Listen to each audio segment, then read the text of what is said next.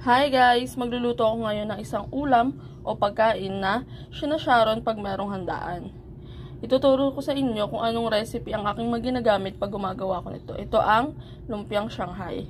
Una, syempre hindi mawawala ang ating giniling. Tapos naglalagay ako ng singkamas. Ayan, binlender ko na yan. Yung food processor. Then, ayan, may carrots, itlog, daon ng sibuyas, celery, paminta, asin, magic sarap, bawang, sibuyas, garlic powder, tapos naglagay ako ng nor seasoning para may dagdag na lasa.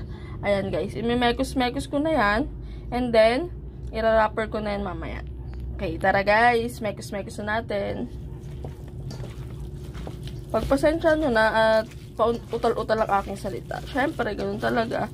Pag hindi naman na tawag nito, hindi pa sanay at maulit-ulit. Parang ilang ulit ko na ito nakuha ngayon. Yun talaga, walang perfect. Syempre, sa una lang naman.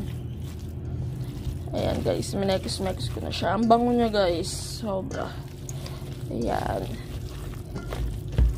Tapos guys, ang ginagawa ko pala dito, para matansya mo kung maalat ba or hindi, ginagawa ko, wait lang ha, haluin ko lang. Ayan. Ang ginagawa ko guys, ginaganyan ko siya, tapos tinitikman ko kung maalat na. Okay na siya sa aking panlasa.